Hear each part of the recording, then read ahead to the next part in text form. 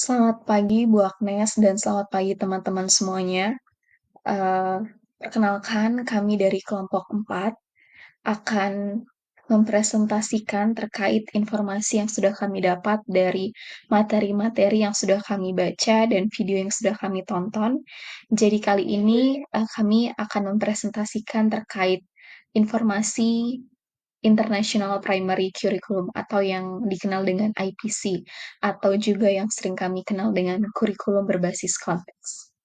Berikut akan kami jelaskan lebih lanjut. Nah, sebelumnya kami akan memperkenalkan terlebih dahulu anggota kelompok 4. Yang pertama ada saya, Laurencia Clara Lustiasari dengan NIM 078, dan kedua rekan saya yaitu Evalina Pandiangan dengan NIM 103 dan Jonius Awang dengan NIM 179. Oke, welcome to the International Primary Curriculum. Jadi, kami di sini akan membahas terkait beberapa poin yang penting, yang menarik begitu, dan kami akan membahasnya secara detail. Oke, dari materi yang sudah kami baca dan beberapa video yang kami tonton, kami menarik sebuah informasi yang menarik begitu terkait IPC ini. Jadi kami akan menuangkannya melalui video presentasi ini, di mana kami akan membahas terkait pengertian IPC, sejarah IPC, tujuan IPC, program pendidikan yang terdapat dalam IPC, jenis pembelajaran IPC, kemudian proses pembelajaran di IPC itu seperti apa, kemudian apa saja sih subjek atau mata pelajaran yang ada di kurikulum IPC ini, kemudian bagaimana sih proses penilaiannya, sistematika penilaian dalam IPC, kemudian juga kami akan mengulas beberapa fakta menarik terkait IPC, dan tentunya kami juga akan menyajikan kesimpulan atau ringkasan yang kami dapat begitu dari video-video yang sudah kami tonton sebelumnya. Maka dari itu, mari menyimak video presentasi kami.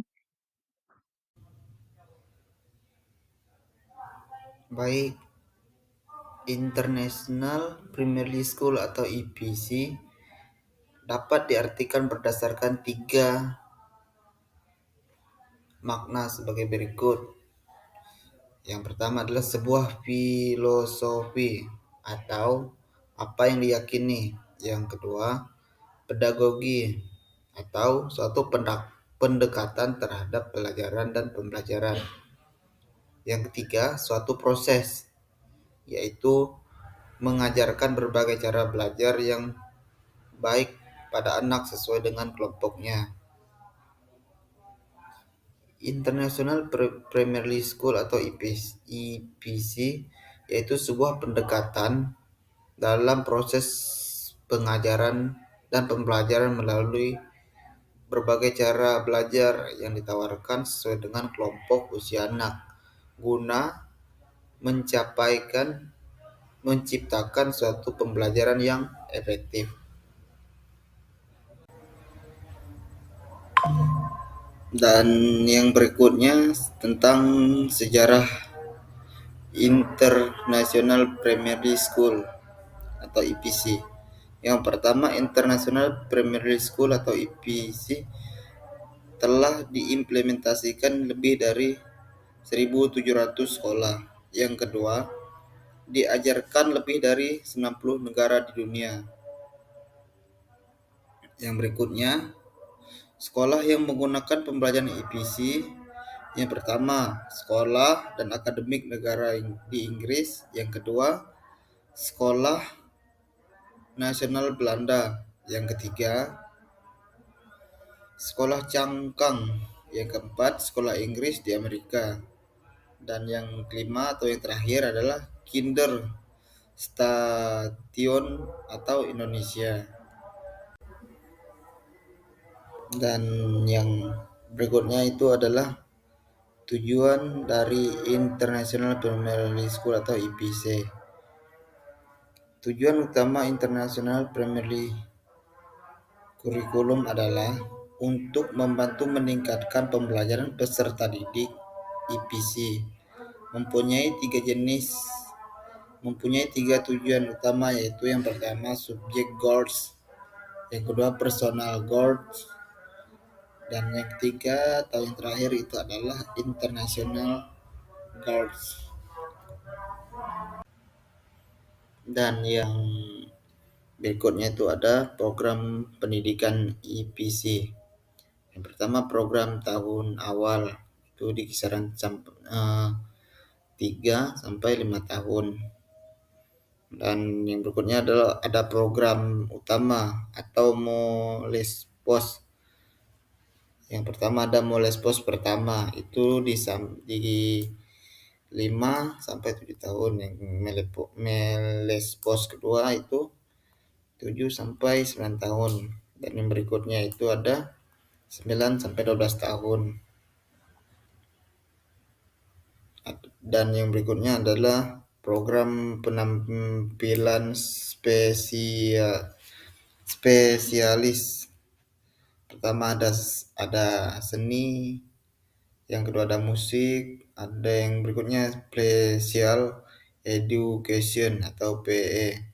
Dan berikutnya adalah teknologi informasi dan komunikasi atau TIK. Dan yang terakhir adalah computational thinking atau ICT.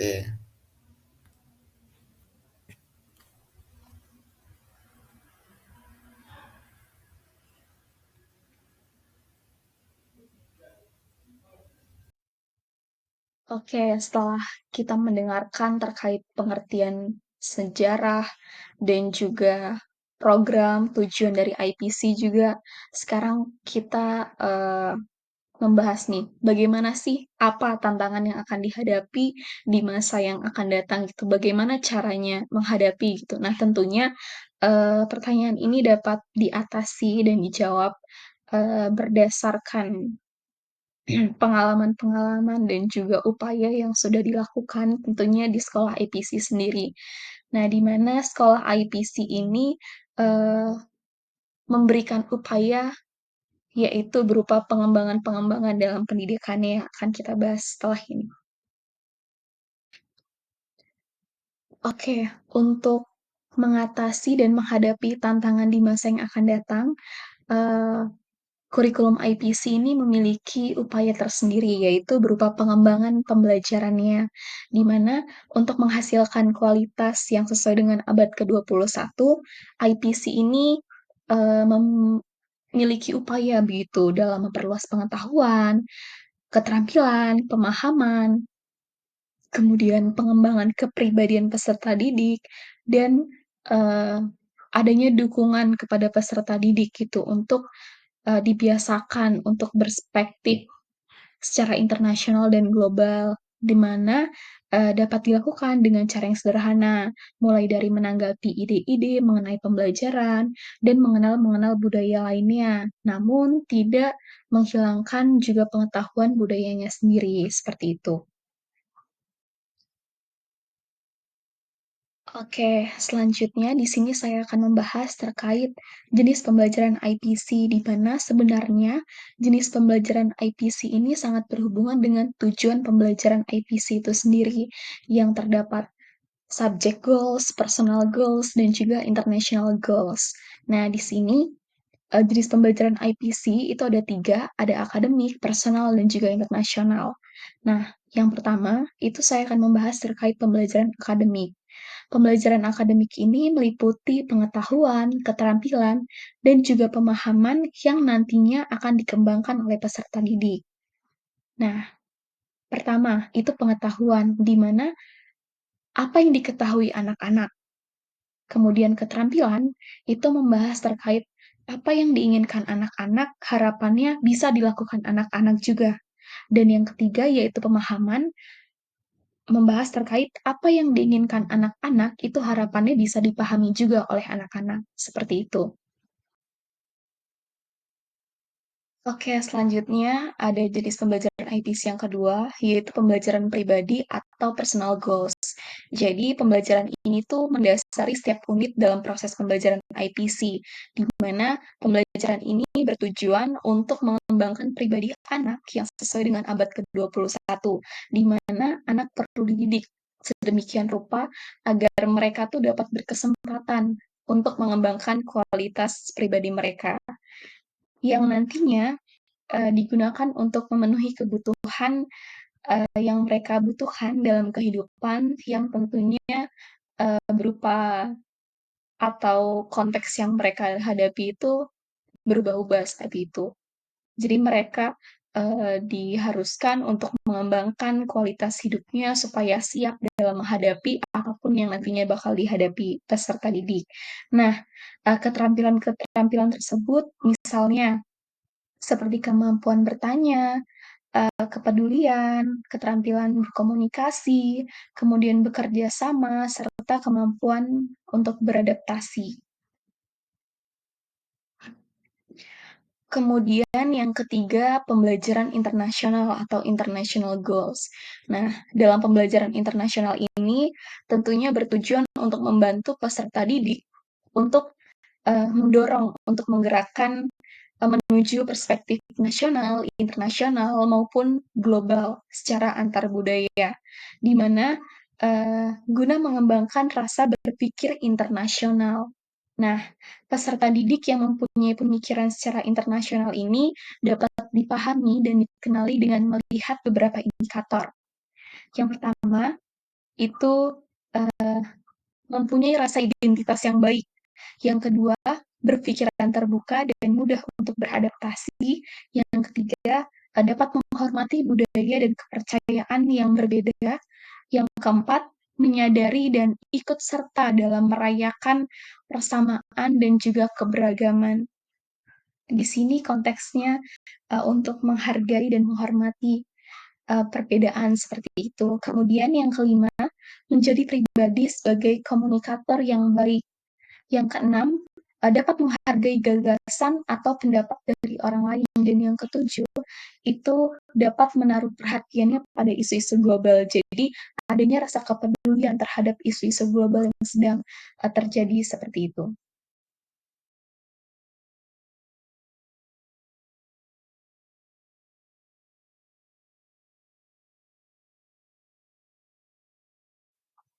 Oke, selanjutnya terdapat proses pembelajaran IPC. Nah, dalam proses pembelajaran IPC ini menggunakan units of work, di mana terdapat 6 bagian yang masing-masing itu memiliki proses pembelajaran yang berbeda. Namun, keenamnya ini saling berkaitan antara satu dengan yang lainnya. Nah, units of work ini menyediakan berbagai pendekatan untuk memastikan bahwa pengalaman belajar peserta didik itu dapat merangsang pengetahuan mereka sesuai dengan pengetahuan yang mereka dapatkan. Nah, keenam unit of work ini di antaranya ada entry point, knowledge harvest, the big picture atau explaining the theme, subject research activity, subject recording activity, dan exit point. Nah, berikut ini akan saya jelaskan terkait masing-masing bagian dalam units of work. Nah, yang pertama, bagian dari units of work itu ada entry point. Di sini, entry point ini berperan sebagai pintu masuk atau pintu awal dalam pengenalan tema yang akan dibelajarkan oleh peserta didik. Selain itu, entry point ini juga sebagai ajang, sebagai tahap untuk memberikan motivasi yang menginspirasi pembelajaran peserta didik yang dapat diberikan melalui semangat-semangat yang ditunjukkan terhadap tema yang akan mereka bahas. Kemudian yang kedua itu ada knowledge harvest, di mana proses ini diartikan sebagai tahapan dalam menggali pengetahuan peserta didik yang biasanya dapat dilakukan uh, dengan cara memberikan pertanyaan pemantik, misal seperti apa yang sudah diketahui oleh anak-anak. Nah, dari situ mereka akan menggali pengetahuannya sesuai dengan pengalaman ataupun uh, peristiwa-peristiwa yang sudah mereka alami yang tentunya berkaitan dengan materi yang akan dibahas. Nah, selain itu, pada tahap knowledge harvest ini juga membantu peserta didik dalam menghubungkan pembelajaran yang sudah mereka dapat atau pengetahuan-pengetahuan yang sudah mereka dapat dari entry point tadi untuk dihubungkan dalam pembelajaran berikutnya, seperti itu. Oke, kemudian bagian ketiga yang terdapat dari units of work dalam IPC ini, itu terdapat the big picture atau explaining time. Jadi, pada tahapan ini tuh dapat digunakan untuk memberikan gambaran besar kepada peserta didik terhadap tema apa sih yang akan mereka belajarkan, yang akan mereka bahas. Nah, tentunya dalam tahapan the big picture ini terdapat panduan pembelajaran yang dapat dibagikan juga kepada orang tua peserta didik. Tujuannya untuk membantu dan mendukung pembelajaran peserta didik juga saat di rumah. Seperti itu. Kemudian, units of work yang keempat, uh, dan yang kelima itu terdapat subject research and recording activities. Jadi di sini dalam proses pembelajaran IPC itu terdapat kegiatan penelitian dan juga kegiatan pencatatan. Namun kegiatan penelitian itu tentunya akan lebih dilakukan dahulu sebelum kegiatan pencatatan. Jadi kegiatan penelitian ini anak-anak itu akan eh, menggunakan berbagai metodenya dan cara belajar mereka itu untuk secara berkelompok untuk menemukan berbagai informasi. Nah, kemudian dalam kegiatan pencatatan, anak-anak ini peserta didik akan menuangkan hasil observasi atau penelitiannya itu untuk didemonstrasikan, kemudian untuk dijelaskan, baik secara individu maupun secara kelompok melalui cara yang berbeda-beda tentunya seperti itu. Oke, selanjutnya terdapat tahapan atau units of work yang ke-6 dalam IPC itu ada exit point, di mana tahapan exit point ini mempunyai tujuan utama, yaitu membantu peserta didik untuk menyatukan pembelajaran mereka dari unit sebelumnya melalui suatu perayaan selebrasi begitu. Misal dapat dilakukan seperti pameran dengan pameran, kemudian pertunjukan seni, seperti itu. Untuk materi subjek pembelajaran IPC, setiap unit disusun berdasarkan sebuah tema yang membantu peserta didik dalam melihat bagaimana mata pelajaran bersifat mandiri dan saling berhubungan, sehingga mereka dapat melihat gambaran besar dari pembelajaran mereka. Selain itu, membantu peserta didik untuk membuat hubungan melalui dan antar mata pelajaran yang berbeda, dan membicarakan sebuah tema dari berbagai perspektif berikut mata pelajaran dalam IPC, yaitu seni, geografi, sejarah, seni bahasa, TIK, musik, matematika, sains, dan ICT. Untuk penilaian pembelajaran IPC, terdapat proses penilaian yang mendukung guru dalam menilai. Peserta didik juga diberi kesempatan untuk menilai dirinya sendiri demi kemajuan mereka sesuai dengan tujuan IPC. Adapun sistematika yang digunakan dalam penilaian yaitu menggunakan kriteria keberhasilan atau yang disebut dengan rubrik. Berikut informasi penilaian seputar IPC. Penilaian keterampilan khusus untuk Malpo 1, 2, dan 3, menggunakan sistem pemberian saran, menyediakan rubrik penilaian untuk guru dan peserta didik. Penilaian meliputi awal, pengembangan, dan penugasan. Terdapat penilaian sejawat. Fakta menarik tentang IPC. Yang pertama, mempunyai tujuan pembelajaran dan bagiannya secara internasional di setiap unit. Yang kedua, menjalin hubungan internasional dan pembelajarannya berkembang secara internasional di setiap unit. Yang ketiga, ikut serta dalam merayakan persamaan dan perbedaan, membantu anak-anak dalam mengembangkan rasa identitas atau karakter individu sendiri di samping memahami identitas orang lain. Yang keempat, mengeksplorasi bagian setiap unit berdasarkan konteks, misal dari negara asal dan keluarga. Yang kelima, mengembangkan pemahaman tentang kemandirian dan saling hubungan dengan masyarakat, negara, dan budaya. Yang keenam, memastikan anak agar dapat mengembangkan keterampilan dan pola pikirnya dalam mencapai tujuan menjadi anak yang baik sehingga sebagai warga global yang dapat memberikan kontribusi aktif dan positif bagi masyarakat. Oke, sebelumnya kami sudah menjelaskan terkait materi apa saja yang terdapat di International Primary Curriculum ini, yang sudah kami jelaskan secara detail seperti itu, dan kemudian sekarang kami akan menampilkan terkait ringkasan atau isi dari apa yang kami dapatkan berdasarkan video yang telah kami tonton. Nah, di sini ada 4 video. Nah, nanti yang masing-masing videonya akan dijelaskan terkait isinya. Baik, saya akan menjelaskan tentang kesimpulan dari video pertama, yaitu tentang pergi melihat adalah kurikulum yang didasarkan pada berbagai hal. Jadi di sini kesimpulan video pertama adalah memberikan anak-anak kebisingan yang mereka butuhkan. Hal ini juga membangun keterampilan yang mereka butuhkan untuk menjadi masa depan dan mereka akan memilikinya. Jadi anak-anak akan mulai dengan titik masuk. Guru mempunyai gambaran besar yang memberitahu mereka bahwa keseluruhan unit adalah berbagai depan, dan kemudian kita memulai anak-anak dengan pengetahuan kita. Mengumpulkan pengetahuan yang dikumpulkan untuk anak-anak menunjukkan apa yang mereka ketahui dalam unit dimulai, dan mereka akan menempelkan jawaban di poster-poster kecil. Mereka akan mengambil apa yang mereka ketahui, apa yang mereka pikir mereka ketahui, dan apa yang ingin mereka ketahui.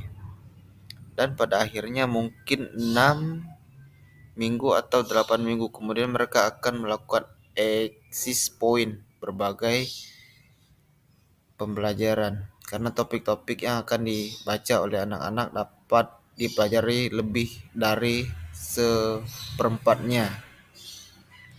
Dari mereka belajar banyak tentang berbagai hal yang mungkin tidak mereka pelajari secara online adalah, dan berpikir mereka juga banyak berkolaborasi dalam merencanakan dan untuk ABC ABC itu yang lebih dari itu. Mereka memiliki kolam IFAS IFAS ya. Mereka menyukai kegiatan